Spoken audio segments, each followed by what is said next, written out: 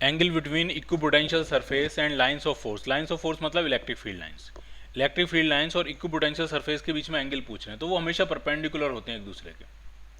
ठीक, समझ लीजिए जरा। जैसे मान लीजिए एक पॉइंट सोर्स है, तो पॉइंट सोर्स अगर है प्लस क्यू चार्ज है, पॉइंट चार्ज है, तो इसकी जो इक्विपोटेंशियल सरफेसेज होंगी वो कंसंट्रिक स्फीयर्स होंगे। ये कंसंट्रिक स्फीयर्स क्या होंगे? इक्विपोटेंशियल सरफेसेज होंगे इसके। और इसकी जो इलेक्ट्रिक फील्ड लाइंस होंगी वो रेडियली आउटवर्ड्स होती हैं। ये रेडियली आउटवर्ड्स होती हैं। ये इलेक्ट्रिक फील्ड लाइंस है, फील्ड लाइंस या इलेक्ट्रिक फील्ड लाइंस। तो किसी भी इक्विपोटेंशियल सरफेस और उस पोजीशन पे जो इलेक्ट्रिक फील्ड लाइंस होंगी उनके बीच में हमेशा जो एंगल होता है वो कितना होता है? 90 डिग्री। ऐसा होना जरूरी भी है। ऐसा होना इसलिए जरूरी है कि अगर 90 डिग्री एंगल नहीं होगा तो क्या होगा, और 90 डिग्री एंगल होना क्यों जरूरी, दोनों बात आप समझिए। देखिए, अगर मेरे पास कोई स्मॉल चार्ज है, स्मॉल क्यू चार्ज, और उसको मैं इक्विपोटेंशियल सरफेस पे मूव कराऊं, तो एक पॉइंट से दूसरे पॉइंट मूव कराने में जो work done by the electric field होगा या work done by the external agent होगा वो जीरो होना चाहिए। क्यों होना चाहिए? क्योंकि वर्क डन जो है वो होना चाहिए जिस चार्ज को आप मूव कराते हो इनटू फाइनल पॉइंट का पोटेंशियल माइनस इनिशियल पॉइंट का पोटेंशियल। ये होता है work done by external agent. अब जब इक्विपोटेंशियल सरफेस है तो फाइनल पोटेंशियल और इनिशियल पोटेंशियल सेम हुए, तो ये कैंसिल आउट होकर क्या हो जाएगा? जीरो। इसका मतलब वर्क डन क्या हो जाएगा? जीरो। क्लियर? अब वर्क डन सिर्फ तभी जीरो हो सकता है जब फोर्स और डिस्प्लेसमेंट परपेंडिकुलर हो। फोर्स जो लग रहा है वो सरफेस के परपेंडिकुलर जब लगेगा तभी, और डिस्प्लेसमेंट सरफेस के अलोंग होगा। फोर्स सरफेस के परपेंडिकुलर लगेगा तभी तो ऐसा होगा कि फोर्स और डिस्प्लेसमेंट के बीच में ds ये डिस्प्लेसमेंट है, ये f फोर्स है, इसके बीच में एंगल कितना है? 90 डिग्री। और जब एंगल 90 डिग्री होगा तभी वर्क डन क्या होगा? जीरो होगा। इलेक्ट्रिक फोर्स का वर्क डन अगर जीरो होगा तो एक्सटर्नल एजेंट का वर्क डन भी जीरो होगा, क्योंकि दोनों के सम का वर्क डन जो होता है, एक्सटर्नल का वर्क डन प्लस इलेक्ट्रिक का वर्क डन, दोनों का सम जीरो होता है। वर्क एनर्जी थ्योरम ये कहती है कि work done by all the forces is equal to change in kinetic energy. और अगर हम इसको वेरी स्लोली मूव करा रहे हैं, बहुत आराम से, तो दो फोर्स वर्क कर रहे हैं। एक इलेक्ट्रिक फोर्स वर्क कर रहा है और एक एक्सटर्नल एजेंट वर्क कर रहा है। इन दोनों का वर्क डन का sum change in kinetic energy जो कि जीरो के बराबर होगा। अगर इलेक्ट्रिक फोर्स का वर्क डन जीरो है तो एक्सटर्नल एजेंट का भी वर्क डन क्या होगा? आपका जीरो होगा। क्लियर? तो इक्विपोटेंशियल सरफेस और फील्ड लाइंस के बीच में हमेशा कितना एंगल होता है? 90 degree. They are always perpendicular to each other. ठीक।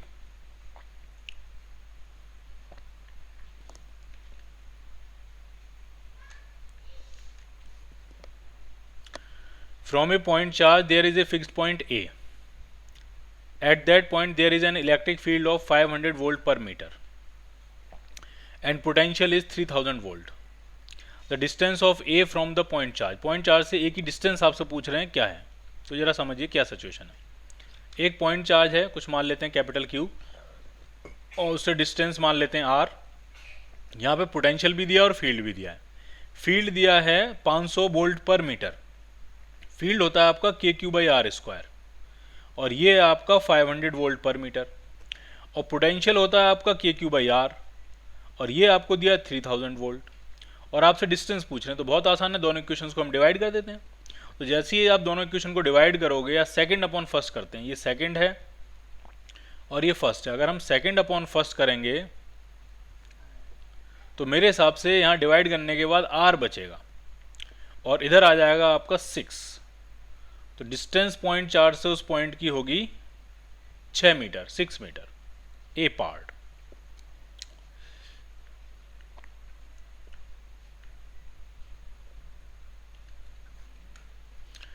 A charge of 3 coulomb is given a displacement of 0.5 meter. The work done in the process is 10 joule. The potential difference between the 2 points will be, यही formula लगाएंगे, work done by external agent is equal to जिस charge को आप move करा रहे हो into final point का potential minus initial का पोटेंशियल। तो देखिए कितना वर्क डन करना पड़ा, एक्सटर्नल एजेंट में कितना वर्क किया? 10 जूल। चार्ज कितना मूव कराया आपने? 5 कूलाम। और यही आपसे डिस्प्लेसमेंट की यहाँ जरूरत ही नहीं पड़ेगी, डिस्प्लेसमेंट हमारे लिए यूजलेस है। और इधर आ रहा है फाइनल पॉइंट का पोटेंशियल माइनस इनिशियल पॉइंट का पोटेंशियल। तो ये जो पोटेंशियल डिफरेंस आएगा जब आप इसको डिवाइड करोगे तो ये आ जाएगा 2 जूल पर कूलाम, और 2 जूल पर कूलाम को ही वोल्ट कहते हैं, तो ये आ जाएगा 2 वोल्ट। 2 वोल्ट का पोटेंशियल डिफरेंस होगा। So your answer is a part. और इसमें ये जो डिस्टेंस दी थी 0.5 मीटर, ये हमारे काम की नहीं है। An electron enters in higher potential region V2 from lower potential region V1, then its velocity. Velocity increase होगी, चेंज करेगी डायरेक्शन कि नहीं करेगी, मैग्नीट्यूड बदलेगी नहीं बदलेगी, क्या होगा, वो सारी चीज़ें आपसे पूछ रहे हैं। तो हम एक एक करके आराम से समझेंगे। हायर पोटेंशियल रीजन में एंटर कर रहा है लोअर पोटेंशियल रीजन से। मैंने कहा कि ये रीजन मान लिया हायर पोटेंशियल रीजन है और ये रीजन मान लिया लोअर पोटेंशियल रीजन है, ये V1 लोअर पोटेंशियल रीजन है। तो electric field lines higher potential से लोअर पोटेंशियल की तरफ होती हैं। तो इसमें अगर इलेक्ट्रिक फील्ड लाइंस अगर हम बनाएं तो इलेक्ट्रिक फील्ड लाइंस ऐसे होंगी, ये इलेक्ट्रिक फील्ड लाइंस होंगी। और अगर कोई इलेक्ट्रॉन है, मान लिया यहाँ पे एक इलेक्ट्रॉन है, ये -e चार्ज है, तो इलेक्ट्रॉन पे जो फोर्स लगता है वो इलेक्ट्रिक फील्ड की अपोजिट डायरेक्शन में लगता है, इधर लगेगा फोर्स, ये इलेक्ट्रिक फोर्स होगा। और अगर वो मूव भी इसी डायरेक्शन में करेगा, लोअर पोटेंशियल से हायर पोटेंशियल की तरफ मूव करेगा, तो डिस्प्लेसमेंट भी आपका इसी डायरेक्शन में होगा, फोर्स भी इसी डायरेक्शन में, डिस्प्लेसमेंट भी इसी डायरेक्शन में। तो इलेक्ट्रॉन पे work done by the electric force positive हो जाएगा, तो उसकी काइनेटिक एनर्जी बढ़ जाएगी, उसकी स्पीड बढ़ जाएगी, उसकी वेलोसिटी बढ़ जाएगी। ठीक, उसकी जो स्पीड है, उसकी जो वेलोसिटी है, उसकी जो काइनेटिक एनर्जी है, वो क्या हो जाएगी, बढ़ जाएगी, क्योंकि वो लोअर पोटेंशियल रीजन से कहाँ जा रहा है, हायर पोटेंशियल रीजन। तो जिधर जा रहा है उस पर फोर्स भी उधर ही लग रहा है, इलेक्ट्रॉन है, नेगेटिव चार्ज है, इसलिए इस पर जो फोर्स लगेगा वो इलेक्ट्रिक फील्ड के अपोजिट लगेगा। अब हम एक एक करके ऑप्शन देखेंगे। Then its velocity will increase, सही कह रहे हैं। Will change in direction but not in magnitude, ऐसा नहीं है, मैग्नीट्यूड भी बदलेगा, क्योंकि फोर्स लग रहा है, इलेक्ट्रिक फोर्स वर्क करता है, वर्क करेगा तो काइनेटिक एनर्जी बदलेगा, काइनेटिक एनर्जी बदलेगी तो स्पीड बदलेगी, स्पीड बदलेगी तो वेलोसिटी का मैग्नीट्यूड बदलेगा। अगर यहाँ मैग्नेटिक फोर्स होता तो मैग्नेटिक फोर्स वर्क नहीं करता है, वो सिर्फ वेलोसिटी की डायरेक्शन बदलता है, वो वेलोसिटी का मैग्नीट्यूड कभी नहीं बदलता। ठीक, तो इसकी वेलोसिटी जो है वो इंक्रीज होगी। ठीक, will change in direction but not in magnitude, गलत है ये। Will not change in direction of field, क्या फील्ड की डायरेक्शन में नहीं चेंज होगी, फील्ड की डायरेक्शन में ही तो चेंज हो रही है, जिधर फील्ड है उसी लाइन के अलोंग ही जो वेलोसिटी है वो चेंज हो रही है। Will not change in the direction perpendicular to the field, ये भी बिल्कुल ठीक है। अगर मान लिया ये 2 डायमेंशनल सेटअप है, मतलब इलेक्ट्रॉन को आपने किसी एंगल पे फेंका है, तो इलेक्ट्रॉन के पास एक वेलोसिटी ये होगी और एक वेलोसिटी ये होगी। अब ये जो वेलोसिटी है जो परपेंडिकुलर है फील्ड के, इसमें कोई चेंज नहीं आएगा, क्योंकि इस फोर्स जो है वो इस वेलोसिटी के परपेंडिकुलर है, जबकि ये जो कंपोनेंट है ये चेंज होगा। तो velocity of electron which is perpendicular to the field, which is perpendicular to the force, उसमें कोई चेंज नहीं आएगा। तो इसमें 2 आंसर बनेंगे। So your answer is a part and your answer is D part. Clear?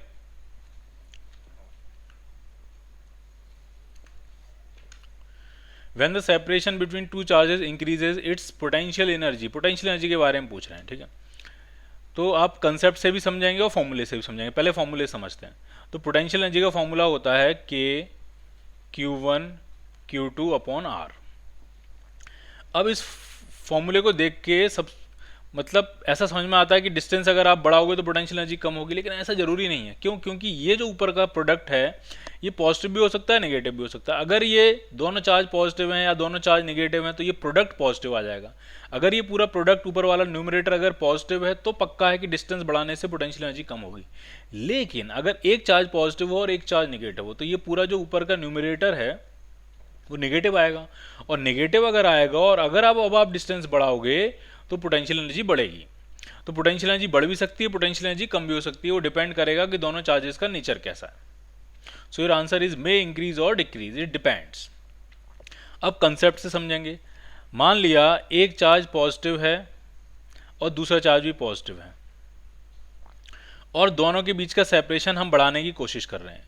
तो जब आप बस ये अपने आप बढ़ जाएगा इनके बीच का सेपरेशन कि आपको इफर्ट लगा के बढ़ाना पड़ेगा। तो जैसे आप इनको रिलीज करोगे अपने आप ही दूर भागेंगे इलेक्ट्रिक रिपल्शन की वजह से। तो इनका जो सेपरेशन है वो ऑटोमेटिक बढ़ेगा, स्पॉन्टेनियसली बढ़ेगा, इलेक्ट्रिक रिपल्शन से ही बढ़ जाएगा। आपको इसके लिए कोई इफर्ट लगाने की जरूरत नहीं है। तो जो भी स्पॉन्टेनियस प्रोसेस होती हैं उसमें पोटेंशियल एनर्जी कम होती है, जो अपने आप से हो जाती है वो पोटेंशियल एनर्जी उसमें कम होती है।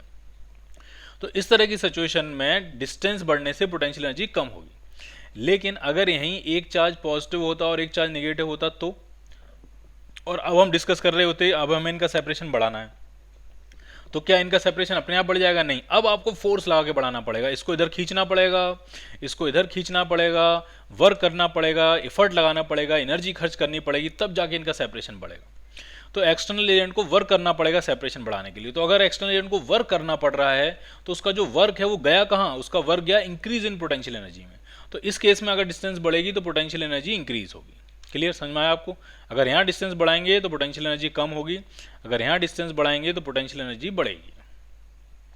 सो इट मे इंक्रीज और it may decrease depending upon the nature of charges. If they are like charges, then upon increasing distance, potential energy will decrease. If they are unlike charges, then upon increasing the distance, potential energy will also increase. If a positive charge is shifted from low potential to higher potential, then electric potential energy क्या होगी? ठीक है, तो जरा समझिए, मान लिया कोई चार्ज है किसी पॉइंट पे रखा है, ढंग से समझना, कोई एक चार्ज है स्मॉल क्यू, ये किसी पॉइंट पे रखा है और इस पॉइंट का पोटेंशियल है V। इस चार्ज की वजह से नहीं है, ये और भी आसपास चार्ज डिस्ट्रीब्यूशन, कोई चार्ज का एक पैटर्न होगा, डिस्ट्रीब्यूशन होगा, कई सारे चार्जेस हो सकते हैं, तो उन चार्जेस की वजह से, बाकी चार्जेस की वजह से उस पॉइंट का पोटेंशियल है V और वहां पे एक Q चार्ज रखा हुआ है। तो इस Q चार्ज की पोटेंशियल एनर्जी कितनी होगी? तो वो होती है Q इंटू V। किसी भी चार्ज की पोटेंशियल एनर्जी होती है वो चार्ज इंटू जिस पॉइंट पे वो रखा है उसका पोटेंशियल। अब हमारे पास एक पॉजिटिव चार्ज है, उसको हम लोअर पोटेंशियल से हायर पोटेंशियल में लेके जा रहे हैं। तो जब लोअर पोटेंशियल में पे रखा होगा तो उसकी पोटेंशियल एनर्जी जो होगी वो हो जाएगी QVL, लोअर पोटेंशियल कह देता हूँ। और जब उसको हायर पोटेंशियल पे लेके जा रहे हो तब जो उसकी पोटेंशियल एनर्जी होगी U डैश, वो हो जाएगी Q इंटू VH। अब आप खुद बताइए पोटेंशियल एनर्जी बढ़ रही है कि नहीं बढ़ रही है? बिल्कुल बढ़ रही है, क्योंकि ये चार्ज पॉजिटिव है। ये चार्ज क्या है? पॉजिटिव है। इसलिए जिसका पोटेंशियल ज़्यादा है, जिस पॉइंट का पोटेंशियल ज़्यादा है, उस पॉइंट पे पोटेंशियल एनर्जी भी ज़्यादा है। तो पोटेंशियल एनर्जी में क्या हो गया? इंक्रीज हो गया।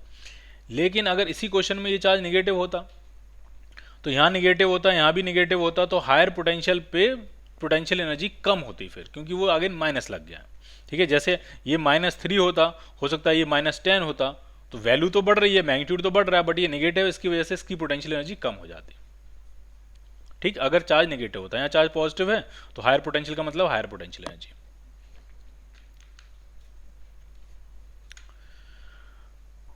ये क्वेश्चन अभी हमने किया था, ऐसा ही क्वेश्चन मिलता जुलता। वर्क डन पूछ रहे हैं, 5 माइक्रोकूलम चार्ज को मूव करा रहे हैं, 10 मिली जूल वर्क लग गया है, पोटेंशियल डिफरेंस आपसे पूछ रहे हैं कितना होगा। तो work done by external agent जो होता है वो होता है जिस चार्ज को आप मूव करा रहे हो इनटू फाइनल पॉइंट का पोटेंशियल माइनस इनिशियल पॉइंट का पोटेंशियल। कितना वर्क डन है? तो वो है 10 मिली जूल, और इस वर्क डन को अगर हम चार्ज से डिवाइड कर दें तो पोटेंशियल डिफरेंस मिल जाएगा। चार्ज कितना है? चार्ज है 5 microcoulomb, so it is 2 kilo volt. Potential difference 2 kilo volt आ रहा है, VV माइनस VA, so it is a part. इसी क्वेश्चन में एक चीज और समझ लीजिए, अगर ये कहते हैं वर्क डन बाय, जब कुछ नहीं कहा गया तो हम एक्सटर्नल एजेंट का वर्क डन मानते हैं। अगर इसी क्वेश्चन में कहते हैं कि work done by electric force is 10 milli joule, तो work done by electric force का फॉर्मूला क्या बनता? तो वो समझिए आप।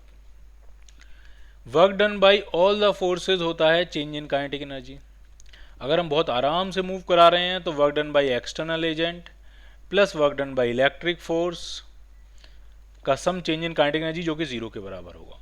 तो work done by electric force का जो फॉर्मूला आ रहा है वो आ रहा है minus times work done by external agent. और work done by external agent क्या होता है? जिस चार्ज को मूव करा रहे हो इनटू फाइनल पॉइंट का पोटेंशियल माइनस इनिशियल पॉइंट का पोटेंशियल। तो अगर इलेक्ट्रिक फोर्स का वर्क डन दिया होता तो हम ये वाला फॉर्मूला लगा रहे होते, और तब इससे आंसर आता -2 किलो वोल्ट। ठीक, तो ये बात ध्यान रखनी है आपको। कुछ नहीं दिया गया तो एक्सटर्नल का मानना है, और अगर इलेक्ट्रिक का दिया गया तो हमें इस तरह से आगे बढ़ना होगा।